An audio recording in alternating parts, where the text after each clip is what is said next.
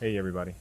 So 2 years ago, I quit my comfortable little job in life in Hollywood and even stopped writing because there was just something, missing and unsatisfying about that hustle and grind.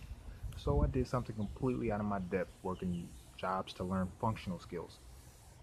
So eventually, I taught myself how to make a house from the ground up. Now, this was not easy, I promise you, and I embarrassed myself a lot and lost a lot of money.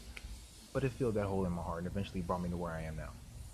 So, completely by surprise, while coming up with ideas for a more efficient farm, I developed a faster, cheaper way to desalinate water by tweaking the distillation process to maximize efficiency. That process would theoretically allow me to grow farmland in the desert. So, what I want to do is take water, food, and energy insecurity head on by going to the main place in the world affected by those issues, the Sahel region in Africa. Right in the Sahara, where over 60 million people are struggling, while the solution is literally right on their shores. It's this simple. With your support, whether it be $1 or $10, I can take my skills, passion, and love for Africa back home. Now, if I get $10,000, I can go right now, very few tools, and I'll still improvise yet, innovate with any of the recycled material at my disposal. But with 10 times that, I can purchase the necessary earth moving tools like excavators, glass, pipes, tubes, seeds, different types of mesh sheeting for shading and cooling, fruits and vegetables, and supplies to fund the initial pilot model, which is, right over here. Uh-oh. So anyway, I'm just gonna, say it outright. I can end water scarcity worldwide, but not by myself, obviously. The greatest thing I learned is that no matter how strong I am, I always need a little help, and we need to help each other. So, with this model steam engine, which is right over here, also the biocharcoal kiln, there's a little algae pond over there, and a full permaculture farm that even recycles phosphates and nitrates. I can also end food, energy, and housing issues as well in that region. Like I said, though, I just need your help to get it started.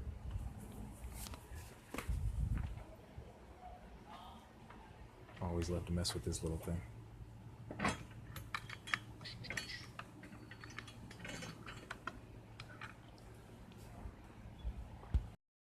All right, this looks like some kind of mad scientist setup, but trust me, it's only like 20 bucks.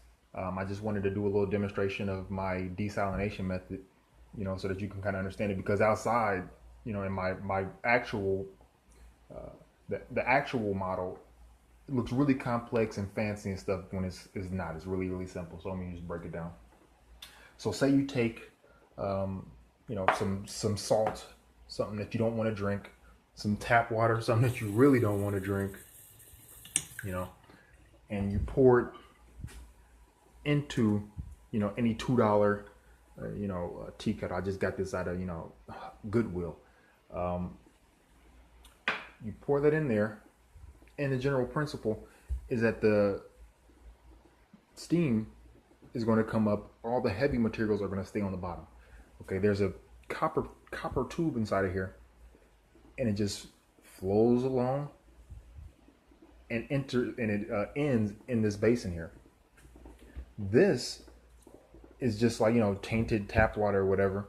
And what it does is on this second tube that's covering the copper pipe, you're pumping up cool water to chill the steam down faster, so that you can, you get this done quicker.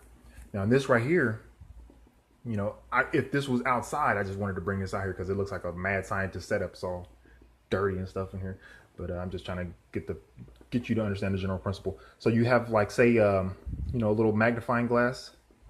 Is going to be a way bigger setup. The actual thing. It's going to be a solar mirror array. You heat up the little steam engine, and it's pumping. You know what I mean? And that's going to that does the work pretty much for you. Outside. So you take. I just wanted to have a little demonstration here. This thing is really, wow. It's really filling up water pretty quick here. This was like 5 seconds. Hot as hell. Okay. So So you have your steamed water. It's going to be disgusting. So from the steamed, the steam water is really hot and is going to be really disgusting if you just drink it straight up, because that is just, there's no minerals in there, is nothing in there. So you got a few methods that you have to do to, restore it back and make it actually drinkable. So you can, throw it in this pan if you wanted to. Then you would take this little thing, you can just whip this up. You can find, little spiraling toys and doodads for 99 cents anywhere pretty much. You're going to want to spin that counterclockwise in there. Chill it.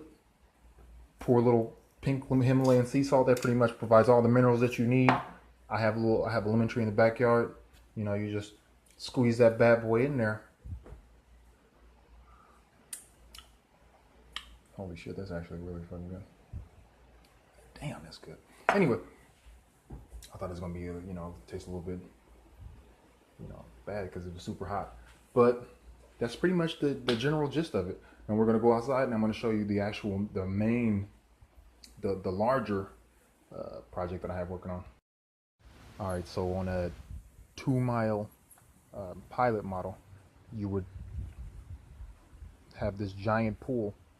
It's going to be 150 feet by 150 feet. It would actually be shaped as a pyramid, because this is just a quick, easy model for you guys to see, so that you can kind of see the functions of it. This will be a passive model rather than an active, heated model where I'm actually putting in a bunch of energy. So, and by energy I mean, either biomass fuel burning, solar mirror arrays, gas flume, wood flumes, or methane gas, etc., etc., etc. So with this little skillet that I made, and I put like some fire brick in here so that it can withstand the heat of any type of stove or oven. Pretty much does the same thing as what I just showed you inside. That just looks a little bit more ghetto and wonky. This would be the main thing. So you have the two pipes, and inside, you have copper coils inside that speeds up the the heating time by half, and then you have a glass partition that pushes the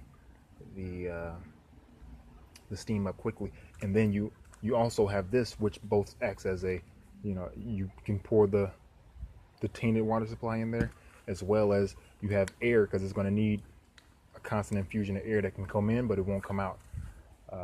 And obviously while it's outside, it's going to have a little solar mirror array heating up just some aluminum, heating up this black metal, blah blah blah. Let's get to the big boy.